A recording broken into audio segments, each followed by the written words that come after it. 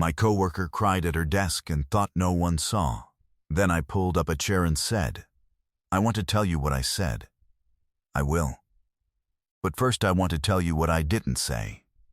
Because the list of things I didn't say is longer and more important, and because the things she told me later, months later, in a kitchen at 10 o'clock on a Tuesday, was that what I didn't say was the part that mattered. I didn't say, 'Are you okay?' I didn't say, 'What's wrong?' I didn't say, 'Do you want to talk about it?' Or 'I'm here if you need anything,' or any of the other phrases that are kind in origin and land like a door closing. I didn't make her explain herself. I didn't make her perform being fine. I didn't make the moment about what I had noticed, which would have made it about me. I pulled up a chair. I sat down. And I said, "I'm going to work here for a bit, if that's all right." That was it.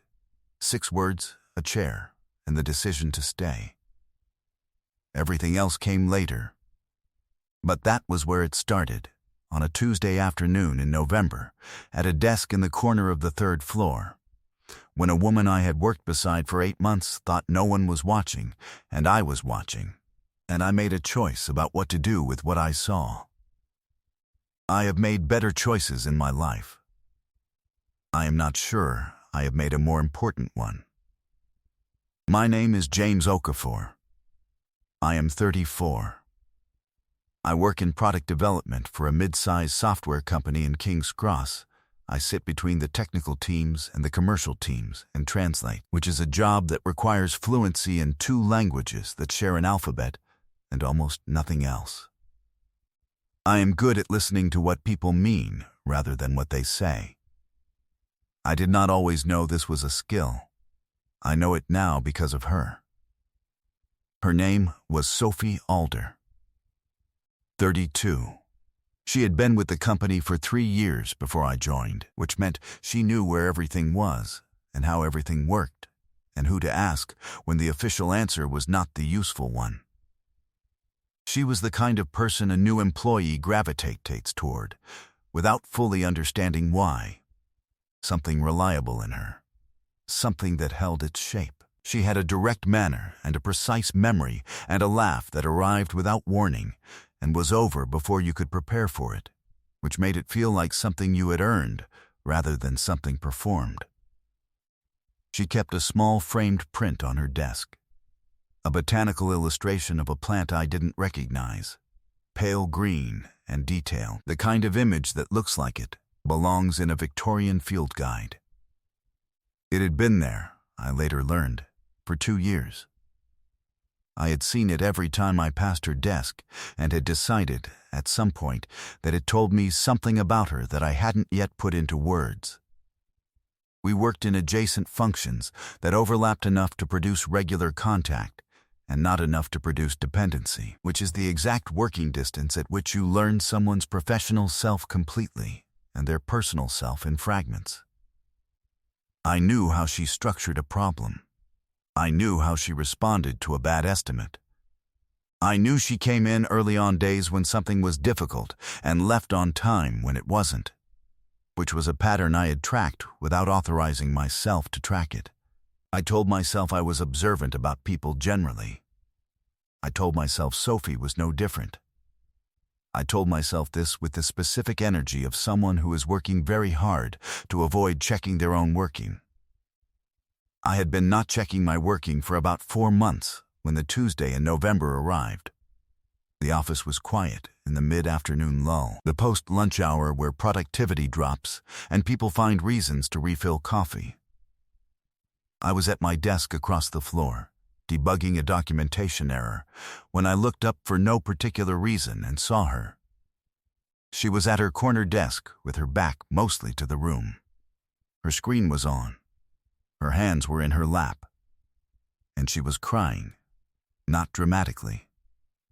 Not with any noise, in the specific way people cry when they are trying very hard not to cry, in a place where crying is not supposed to happen. Shoulders controlled, face turned slightly down, one hand coming up briefly to her cheek and then returning to her lap as though the gesture could be retracted. I looked around the floor.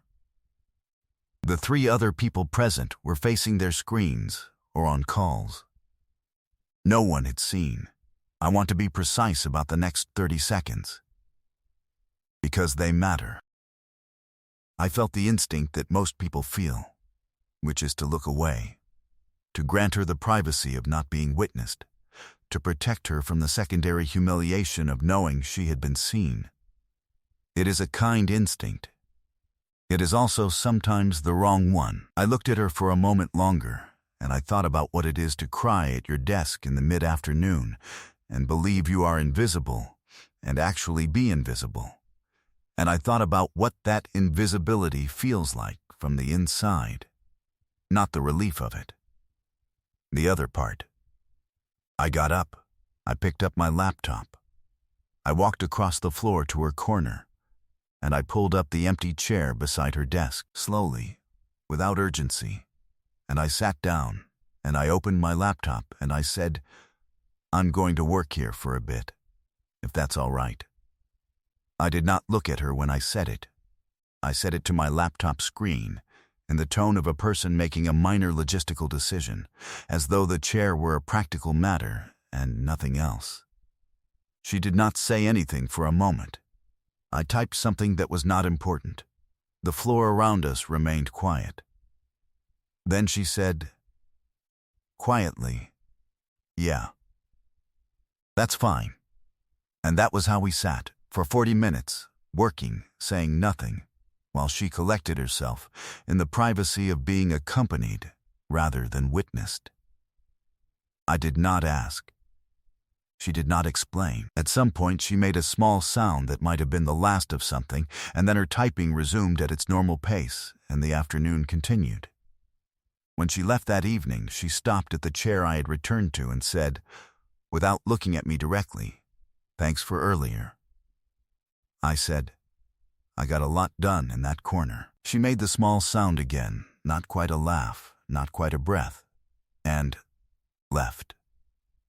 I sat at my desk for a moment after she had gone and did not examine what I was feeling, because the shape of it was clear enough, and I had decided, for the time being, that clarity was not the same as readiness. The thing about staying is that it changes the quality of the space between two people. Not loudly, not in a way you can point to the following morning. But the person who stayed and the person who was stayed with both know something now that they didn't know before, and the knowledge changes the texture of everything after it. She was different with me after the Tuesday. Not warmer, exactly. She had always been warm, in the precise and unperformative way of someone who does not waste warmth. It was more specific than that. She looked at me first when something went wrong in a meeting. She sent me the useful information before I knew I needed it, in the way she did for people she had decided to be useful to. She laughed at the things I said that were actually funny rather than the things that were meant to be funny, which is a distinction I have come to understand as the highest possible clearance. 6 weeks after the Tuesday, I asked her, during a project debrief, what the botanical print on her desk was. She looked at me, and then at the print, and then back at me. She said, "It's a fern. Osmunda regalis, royal fern. My mum had one in the garden when I was growing up. She died 2 years ago." She said it plainly, not as an invitation to pity, not as a test. The way she said things that were true. I said, "It's a good one to keep nearby." She looked at me for a moment with an expression I had not seen before. Not the professional assessment, not the restrained warmth, something underneath both of them. She said, "Yes, it is," and turned back to the debrief notes. I understood, walking home that evening, what the Tuesday in November had been about. I understood it in the specific way you understand things when a piece of information arrives and the rest of the picture assembles around it, without effort. 2 years since her mother. The mid-afternoon, the controlled shoulders, the hand to the cheek, the botanical print that had been on the desk since before I joined the company and would be on the desk after I left. I thought about what it is to grieve at your desk and believe you are invisible. I thought about what it had cost her to say the fern's name and what it meant, and then go back to the debrief notes. I thought about the chair and what the chair had said, and that she had thanked me for it in a way that was not really about the chair. I went home and I sat with what I understood for a long time. I did nothing with it for 3 more weeks, which I will not defend except to say that doing nothing was the correct call, and I knew it was the correct call. She was not ready. More precisely, I was not the kind of thing she was ready for yet, and making myself that kind of thing before she was ready for it would have been the most efficient way to undo everything the chair had done. So I waited. I worked beside her. I laughed at the right moments. I sent the useful information before she knew she needed it, mirroring the pattern back at her, which she noticed. I saw her notice it. Once, on a Thursday, when something I had sent arrived at the exact right moment, and she read it and looked up at me across the floor and held the look for 1 second longer than practical. I looked back. That was all. She returned to her screen. The following Tuesday, 7 weeks after the first one, she appeared at my desk at 5:30 with her coat on and her bag over her shoulder. Most of the floor had gone. She stood at the edge of my desk and said, with the directness she brought to everything, "I'm going to get food. You should come." It was not a question. It was the statement of a person who has made a decision and is now informing the relevant party. I said, "Give me 5 minutes." She sat in the empty chair beside my desk, the same movement I had made 7 weeks earlier, without comment, and waited. We went to a Thai place 2 streets over, a small room with close tables and a menu she already knew. We ordered. We talked about the project, and then about other things, and at some point the project fell away entirely, and we were simply 2 people at a table talking, which felt both new and not new in the way things feel when they have been building without announcement. She told me about her mother, not because I asked, but because the conversation arrived there naturally, the way conversations do when 2 people have been carefully not going somewhere, and then suddenly they are there. She had been a botanist. Amateur but serious, the kind of serious that doesn't require credentials. The garden had been an obsession. The royal fern had been her pride. Sophie said she spent a lot of time on things that didn't have obvious outcomes. I used to think that was impractical. Now I think it was the most rational thing about her. I said, things that are worth doing usually don't have obvious outcomes at the start. She looked at me across the table. The restaurant was warm and close, and the table between us was small. She said, "Why did you pull up the chair?" Not a question. The way she asked things that deserved an answer. I said, "Because you were there, and I didn't want you to be alone in it." She was quiet for a moment. She looked at her hands on the table. She said, "No one else saw." I said, "I know." She said, "You didn't ask what was wrong." I said, "I didn't need to know what was wrong to know that it was." She looked up at me, and the expression was the one from the debrief, the one underneath the professional assessment and the restrained warmth, and it was fuller now, in the warm light, with nothing professional to stand behind. Something careful in it, and something that had stopped needing to be careful. She said, "I've thought about it a lot." The chair. A pause. I've thought about why it helped more than anything anyone else has done. And I think it's because you didn't need me to be okay. You just stayed and let me not be okay until I was. She said it quietly. It was the most honest thing she had said to me, and I could see the cost of it. The considered delivery, the controlled voice, the hands on the table. I said, "You can do that with me. Whenever you need to." She looked at me. Her right hand was on the table, and I picked it up, gently. And she turned her fingers into mine and held on with a steadiness that told me she had thought about this too and had arrived, in her precise and unperformative way, at a decision. She said, "I know."